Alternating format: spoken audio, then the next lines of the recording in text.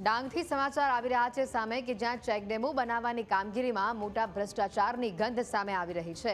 30 જેટલા ચેકડેમો બનાવવાની કામગીરીમાં કોન્ટ્રાક્ટરો અને અધિકારીઓની મિલીભગતથી નબળી ગુણવત્તાવાળું કામ થતું હોવાનું સામે આવ્યું છે। ચેકડેમોમાં કોન્ક્રીટની જગ્યા પર પથ્થરો નાખી બાંધકામ કરવામાં આવી રહ્યું છે। ભ્રષ્ટ એજન્સી ચેકડેમો બનાવવા માટે મોટા પથ્થરોનો ઉપયોગ કરી રહી છે। જો પથ્થરો નાખીના તમામ ચેકડેમો બનશે તો પ્રથમ ચોમાસામાં જ ધોવાઈ જાય તેવી શંકા છે। સમગ્ર મામલો ધારાસભ્ય વિજય પટેલના ધ્યાને આવતા તેઓએ સ્થળ મુલાકાત કરી હતી, જ્યાં ધારાસભ્યે કોન્ટ્રાક્ટરો અને અધિકારીઓની બીજી વખત ચેતવણી આપી છે અને કામ સારી ગુણવત્તાવાળા માલસામાનનો ઉપયોગ કરી કરવાની સૂચના આપી છે। તો બીજી તરફ કોંગ્રેસના કાર્યકારી પ્રમુખે ડાંગ જિલ્લામાં ભય વગરનો ભ્રષ્ટાચાર ચાલતો હોવાનો આક્ષેપ કર્યો છે। ચેકડેમના કામમાં નકરા પથ્થરો નાખીને ડેમનું કામ કરવામાં આવી રહ્યું છે। તો આજે આ સીધો ભાજપનો જે ભય વગરનો ભ્રષ્ટાચાર છે તેનો સીધો એક દાખલો આજે આપણી સામે આવ્યો છે। અને આ ફક્ત ડેમથી જ સીમિત નથી રહેતું। ડાંગમાં દર ચોથી પાંચમી જગ્યાએ તમે કોઈ પણ કામ પર જશો તો આ જ જોવા મળશે।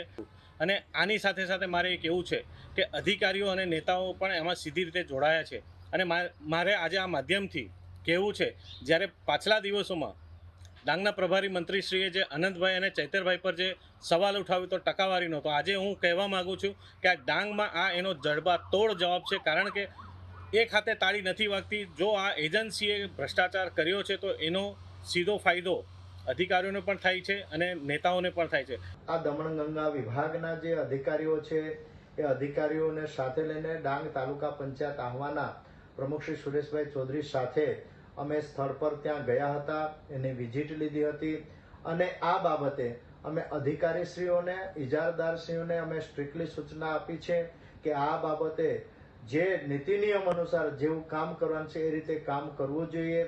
ક્વોલિટીમાં કામ થવું જોઈએ, સમય મર્યાદામાં કામ થવું જોઈએ, પાણીનો છંટકાવ વ્યવસ્થિત થવો જોઈએ।